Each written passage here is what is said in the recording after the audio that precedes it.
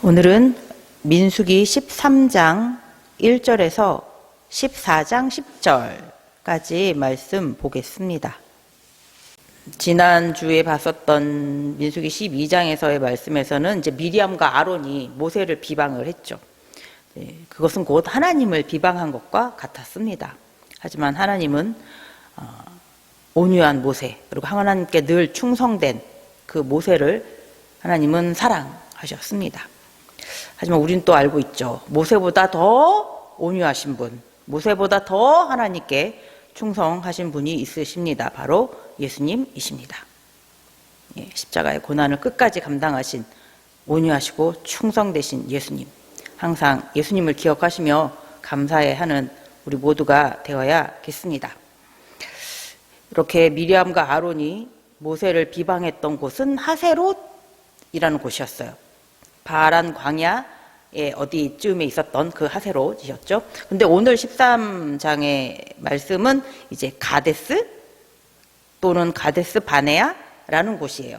그것도 이제 바란 광야가 넓게 있다면 이제 좀 윗부분이에요. 이제 곧 가나안 땅에 갈 수 있는 아주 가까운, 가나안 땅과 가까운 그 가데스 바네아, 그 곳에 지금 이스라엘 자손이 왔습니다. 네, 오늘 본문에서 보니까 하나님께서 모세에게 가나안 땅으로 정탐꾼을 보내라 라고 하세요. 각 지파에 한 명씩 지휘관을 선발해가지고 그 12명을 가나안으로 정탐꾼으로 보내라 라고 말씀하세요. 이 오늘 아까 읽어보신 그 말씀으로 보아서는 하나님께서 처음부터 계획을 하셔서 정탐꾼을 12명 선발해서 가나안으로 보내시려고 하신 거였구나 라고 생각이 들어요. 그런데 이 가나안 정탐꾼에 대한 이야기를 신명기에도 기록을 하고 있는데 신명기에서는 조금 상황이 달라요. 신명기 1장을 같이 한번 보겠습니다. 신명기 1장 19절에서 23절을 같이 한번 보겠습니다. 신명기 이 부분은 이제 모세가 40년이 아니죠. 한 38년 후 다시 한번 이 가나안 정탐꾼에 대한 이야기를 다시 들려줄 때의 상황이에요. 그러니까 이때 이런 일이 있었다라고 모세가 얘기를 해주고 있습니다. 19절에서부터 23절을 같이 한번 읽어보겠습니다. 우리 하나님 여호와께서 우리에게 명령하신 대로 우리가 호렙산을 떠나 너희가 보았던 그 크고 두려운 광야를 지나 아모리 족속의 산지길로 가데스 바네아에 이른 때에 내가 너희에게 이르기를 우리 하나님 여호와께서 우리에게 주신 아모리 족속의 산지에 너희가 이르렀나니 너희 하나님 여호와께서 이 땅을 너희 앞에 두셨은즉 너희 조상의 하나님 여호와께서 너희에게 이르신 대로 올라가서 차지하라, 두려워하지 말라, 주저하지 말라 한즉 너희가 다 내 앞으로 나와 말하기를 우리가 사람을 우리보다 먼저 보내어 우리를 위하여 그 땅을 정탐하고 어느 길로 올라가야 할 것과 어느 성읍으로 들어가야 할 것을 우리에게 알리게 하자 하기에 내가 그 말을 좋게 여겨 너희 중 각 지파에서 한 사람씩 12를 택하매. 아멘. 이 신명기의 말씀을 보아서는 이 정탐꾼을 보내는 일을 시작하게 된 것이 하나님께서 그냥 모세에게 처음부터 가나안 땅으로 정탐꾼 12명을 선발해서 보내라 하신 것이 아니었어요. 신명기에서 말씀을 보니까 가데스 바네아에 도착하자 이제 모세가 이제 곧 가나안 땅이다. 우리 올라가자. 그 땅을 차지하자. 모세가 이렇게 말을 하니까 이스라엘 자손들이 좀 두려워했어요. 주저합니다. 정탐꾼을 우리가 먼저 선발을 해서 먼저 보냅시다. 그 땅이 어떤 땅인지 우리가 먼저 파악하고 갑시다.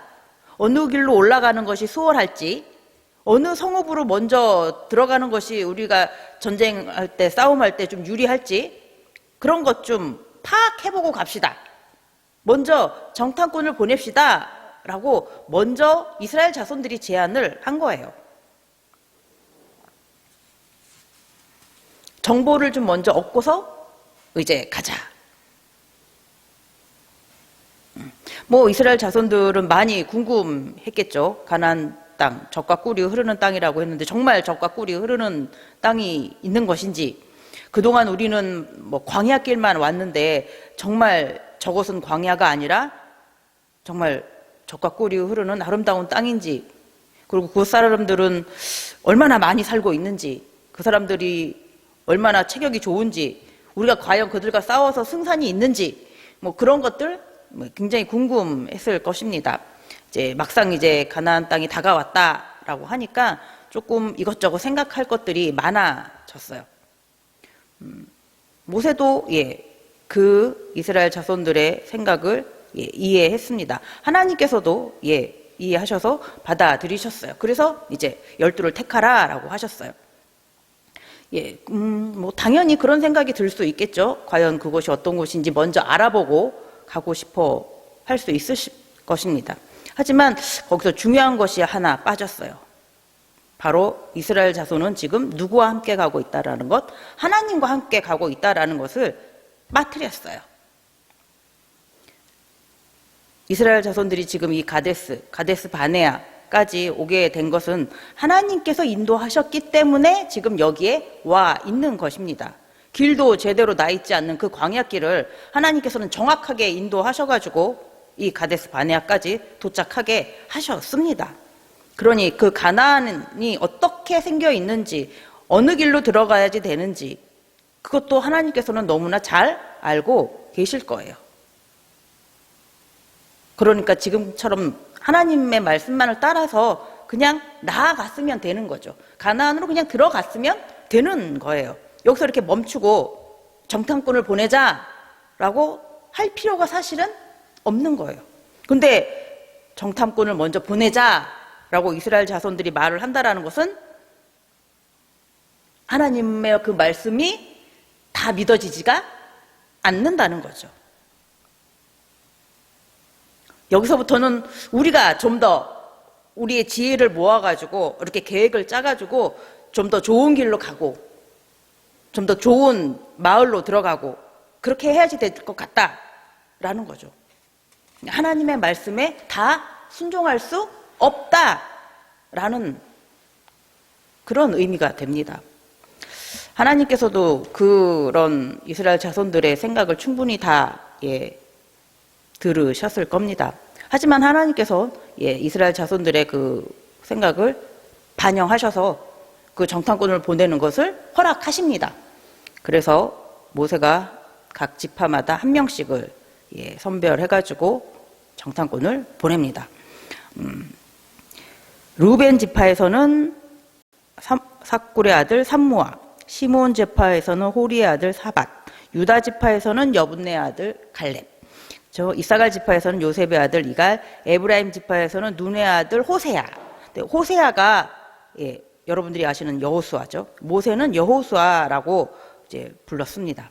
그리고 베냐민 지파에서는 라브의 아들 발디, 스불론 지파에서는 소디의 아들 갓디엘, 므낫세 지파에서는 수시의 아들 갓디, 단 지파에서는 그말리의 아들 암미엘, 아셀 지파에서는 미가엘의 아들 스둘, 납달리 지파에서는 웹시의 아들 나비, 갓 지파에서는 마기의 아들 그루엘.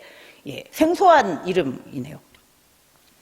이렇게 12명의 정탐꾼을 선별해서 모세가 가나안으로 보냅니다. 그러면서 그들에게 미션을 줘요. 정탐 과제, 숙제를 내줍니다. 뭐냐면 18절에서부터 20절에 나오는 게 그거예요. 그 땅에 가면은 그 땅에 살고 있는 그 거민들, 그 사람들이 강한지 아니면 좀 약한지, 많은지 아니면 좀 적은지 이런 것도 좀 잘 보고 와라. 아무래도 이제 가나안에 이제 앞으로 들어가게 되면은 그곳 사람들이 이스라엘 사람들이랑 어서 오십시오 환영하지는 않을 테니까요. 싸우게 될 텐데 그때를 보면은 이제 그 사람들이 체격 조건은 어떤지, 뭐 사람의 수는 많은지 적은지 뭐 이런 것도 알고 있으면 좀 더 편하겠죠. 이제 그것도 알아보라고 했고, 그들이 살고 있는 그 땅이 좋은 땅인지 나쁜 땅인지, 그들이 이루고 있는 마을이 그냥 이렇게 평범하게 이렇게 마을로 쭉 펼쳐져 있는 그런 건지, 아니면 높이 성을 쌓은 그런 곳인지. 성이 있으면 아무래도 싸울 때 좀 힘들잖아요. 요새의 그런 것들을 넘어가야지 되니까 이런 것들도 알아보라고 했고, 토지, 땅은 비옥한 땅인지 메마른 땅인지 나무는 많은지 적은지 그런 것도 알아보라고 했어요. 앞으로 정착해서 살려면 그 땅이 좋은 땅인지 아닌지는 알고 있어야죠.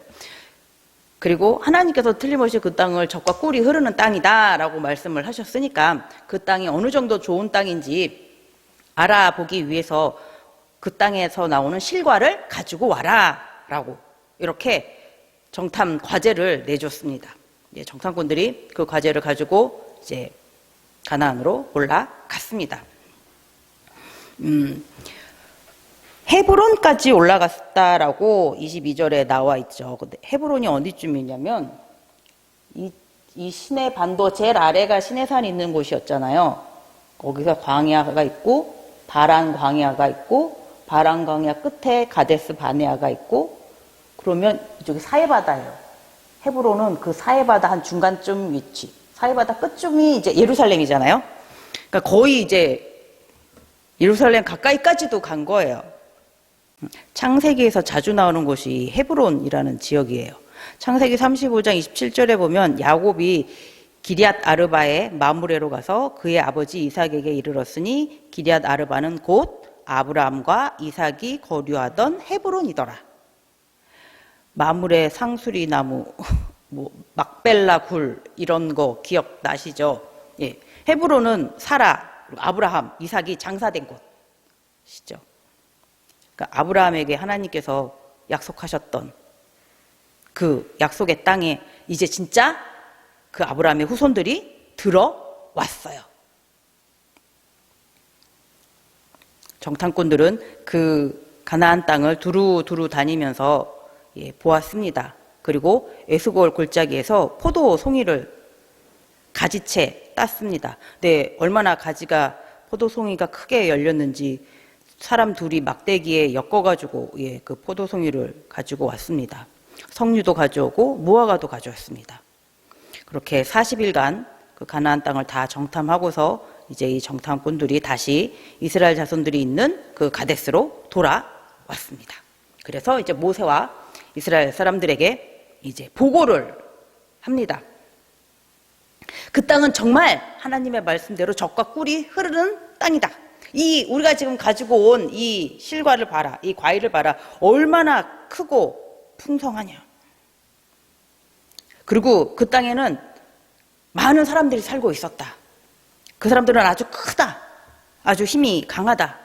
그들이 살고 있는 마을은 성을 쌓았는데 성벽을 높게 쌓았다.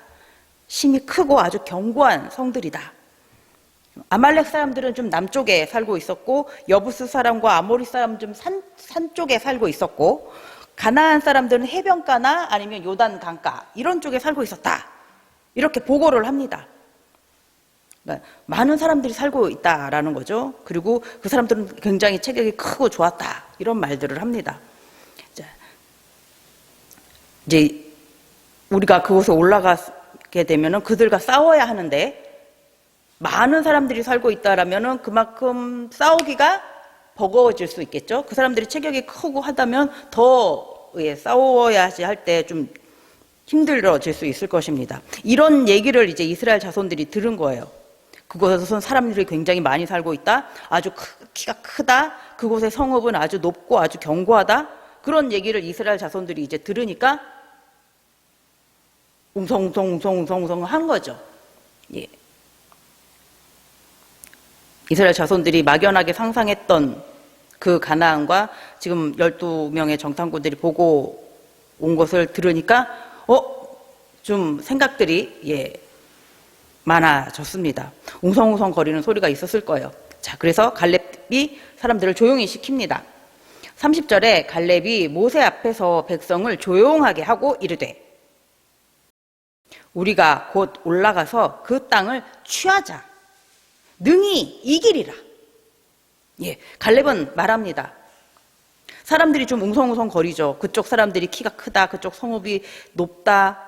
견고하다. 사람들이 많다. 그런 얘기에 사람들이 조금 이제 두려움을 느끼는 그런 분위기가 조성되자 갈렙이 당당히 말합니다. 우리는 그 땅을 취할 수 있다. 왜요? 하나님께서 주시기로 하신 땅이니까요.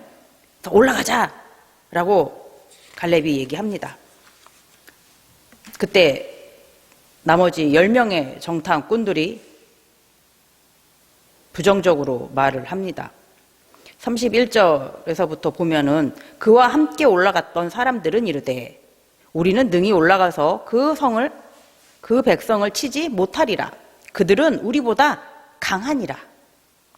이스라엘 자손 앞에서 그 정탐한 땅을 악평하여 이르되 우리가 두루 다니며 정탐한 땅은 그 거류민을 삼키는 땅이요 거기서 본 모든 백성은 신장이 장대한 자들인 거기서 네피림 후손인 아낙 자손의 거인들을 보았나니 우리는 스스로 보기에도 메뚜기 같으니 그들이 보기에도 그와 같을 것이니. 이 나머지 이 10명의 정탐꾼들은 굉장히 부정적으로 표현을 합니다. 그들은 우리보다 너무 크다, 힘이 강하다, 우리가 싸워서 도저히 이길 수 없는 상대들이다. 그들 앞에 우리는 너무 작다, 너무 연약하다. 그들이 메뚜기처럼 생각할 수도 있는 그런 작은 힘없는 존재들이다. 그들이 발로 밟아버리면 그냥 밟혀 죽을 수도 있을 것이다.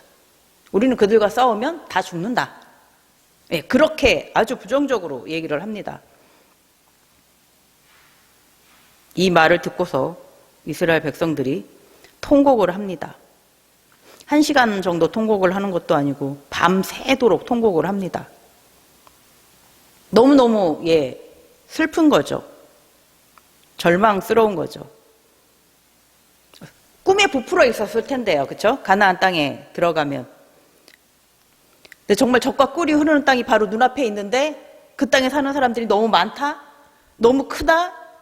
그 사람들이 싸우는 성은 너무나 높고 견고하다? 우리가 가가지고 싸워서 이길 수 없겠구나. 우리는 그 땅을 차지할 수 없겠구나. 그 소망이 절망으로 바뀌어 버렸습니다. 그래서 밤새도록 통곡을 합니다. 모세와 아론을 원망하죠. 차라리 우리가 그냥 애굽에서 죽는 게 나았다. 차라리 우리가 그냥 신의 광야에서 아니면 바란 광야에서 그냥 죽는 것이 더 나았다. 왜 우리를 가나안 땅까지 데려와가지고 거기서 죽게 하시는가 하면서 이제 하나님을 원망합니다. 그러면서 애굽으로 돌아가겠다라고까지 말합니다. 14장 4절에 이에 서로 말하되 우리가 한 지휘관을 두고 애굽으로 돌아가자 하며, 이제 모세는 가나안으로 들어가자라고 하니까 모세 말을 듣지 않겠다. 새로운 지휘관을 세워서 우리가 가나안으로 다시 돌아가자, 그렇게까지 말을 합니다. 430년간 노예로 있었던 그 고통 속에 있었던 그 애굽으로 다시 돌아가겠다라고 합니다.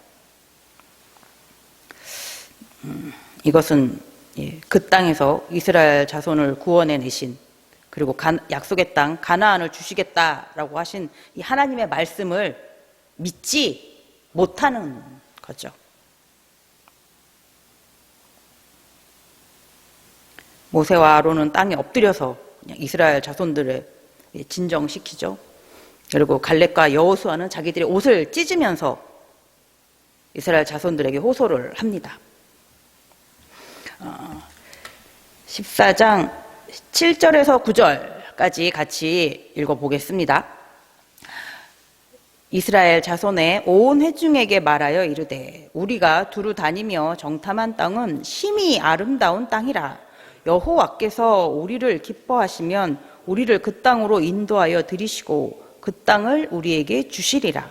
이는 과연 젖과 꿀이 흐르는 땅이라. 다만 여호와를 거역하지는 말라. 또 그 땅 백성을 두려워하지 말라. 그들은 우리의 먹이라. 그들의 보호자는 그들에게서 떠났고 여호와는 우리와 함께 하시느니라. 그들을 두려워하지 말라. 갈렙과 여호수아가 백성들 앞에 얘기합니다. 하나님께서 약속하신 땅입니다. 가나안은 진짜 젖과 꿀이 흐르는 아름다운 땅이다. 하나님께서 약속하신 대로 우리를 그 땅을 우리에게 주실 것이다. 하나님의 말씀을 따르자. 하나님의 말씀을 거역하지 말자. 그 사람들을 두려워하지 말자. 하나님께서 우리와 함께 하시지 않느냐. 하나님의 말씀을 믿고 그 땅을 차지하자.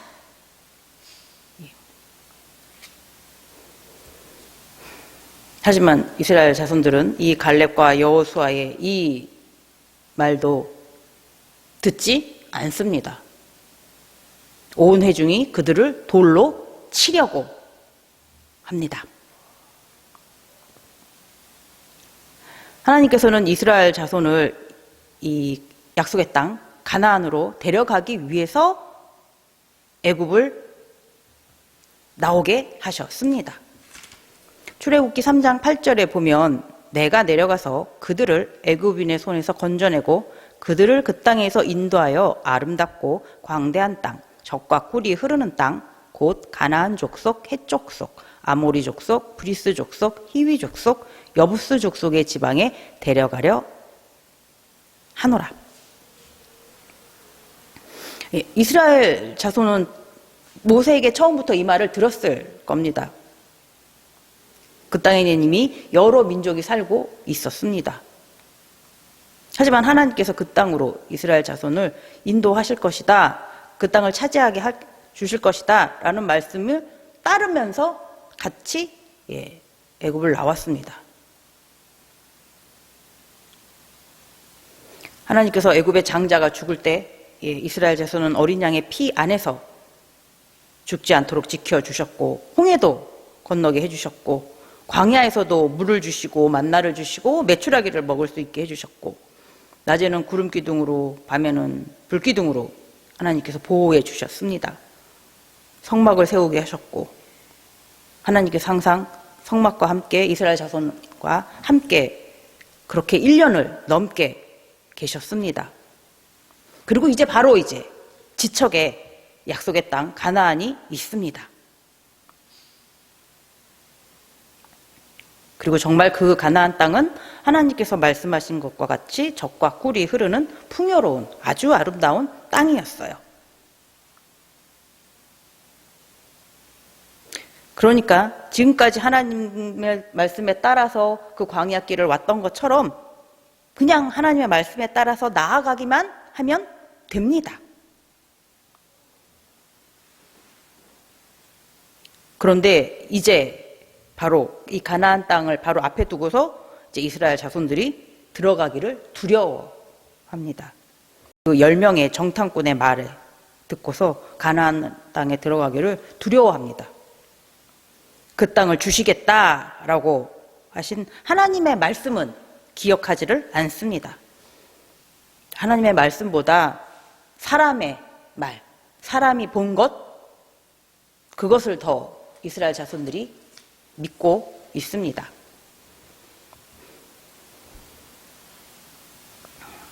너무나 잘 아시는 얘기이죠. 이 말씀을 볼 때마다 이스라엘 자손들의 모습이 너무나 어리석은 것 같아 보입니다. 하지만 또 우리가 그 상황에 놓여 있었다면 우리는 과연 어땠을까를 생각해 보면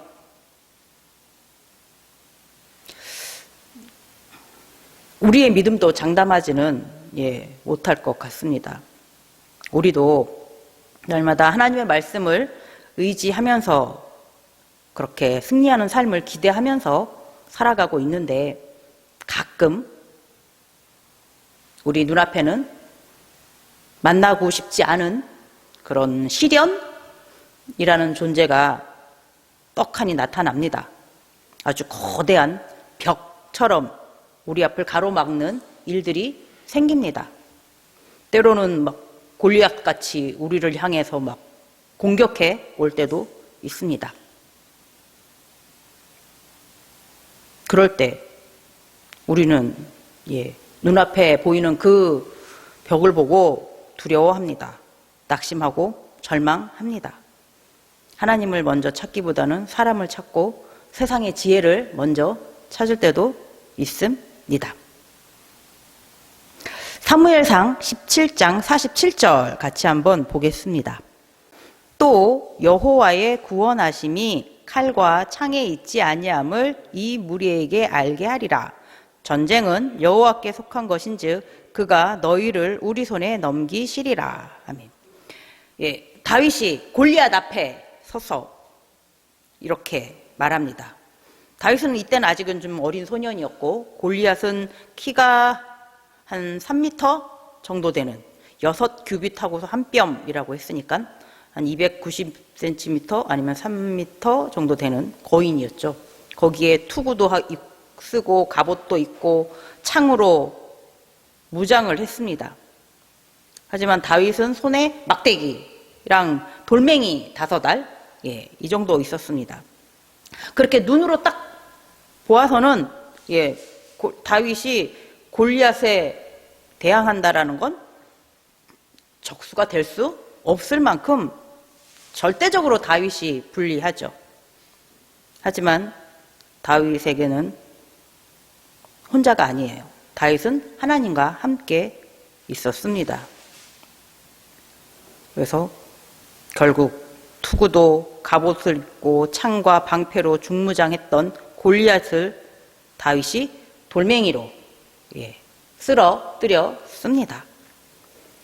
하나님은 칼과 창보다 강하십니다. 어떤 방패가 있다 할지라도 다 뚫어주십니다. 하나님은 하나님의 자녀를 반드시 지키십니다. 우리가 살고 있는 이 세상, 교회를 바라보는 시선들, 그런 것들이 더 위협적으로 교회를 더 힘들게 하고 있습니다. 그들의 눈에는 교회 다니는 사람이, 성도가, 예수 믿는다고 하는 사람들이 좀 연약해 보일 수도 있을 거예요. 어린아이처럼 보일 수도 있을 것입니다. 메뚜기처럼 보일 수도 있을 것입니다. 하지만 어린아이처럼 보이면 어떻습니까? 메뚜기처럼 보이면 어떻습니까? 출애굽기를 한번 보겠습니다. 출애굽기 10장 13절에서 15절이요. 모세가 애굽 땅 위에 그 지팡이를 들매 여호와께서 동풍을 일으켜 온 낮과 온 밤에 불게 하시니 아침이 되매 동풍이 메뚜기를 불어 들인지라. 메뚜기가 애굽 온 땅에 이르러 그 사방에 내림에 그 피해가 심하니 이런 메뚜기는 전에도 없었고 후에도 없을 것이라. 메뚜기가 온 땅을 덮어 땅이 어둡게 되었으며 메뚜기가 우박에 상하지 아니한 채소와 나무 열매를 다 먹었으므로 애굽 온 땅에서 나무나 밭에 채소나 푸른 것은 남지 아니하였더라. 아멘. 메뚜기는 보기에는 작고 연약하지만 하나님께서 사용을 하시니까 그 어떤 군대보다도 무서운 존재가 될 수 있습니다. 다윗은 어린 소년이었지만 3m 가까이 되는, 그리고 투구와 갑옷으로 창으로 중무장한 골리앗도 이겼습니다. 하나님께서 사용하시면 어린 아이라 할지라도 아주 강한 상대를 이겨낼 수 있습니다. 세상의 눈에 성도가 메뚜기처럼 작고 연약해 보인다 할지라도 하나님께서 함께 하시면 성도는 결코 작은 존재가 아닙니다. 결코 연약하지 않습니다. 아까 민수기 14장 9절에서의 말씀에서처럼 세상은 보호자가 없어요. 왜냐하면 예수님께서 십자가의 죽으심으로 인해서 이미 승리하셨습니다. 그러나 우리는 보호자가 있습니다. 하나님께서 언제나 우리와 함께 하십니다. 그러므로 성도는 세상을 바라보면서 결코 두려워할 필요가 없습니다. 세상은 우리를 메뚜기처럼 바라본다 할지라도 주눅들지 마시기 바랍니다. 우리는 메뚜기가 아니라 하나님의 자녀, 하나님의 군대입니다. 내일을 향해, 세상을 향해 담대하게 나아가는 우리 모두가 되기를 바랍니다. 기도하겠습니다.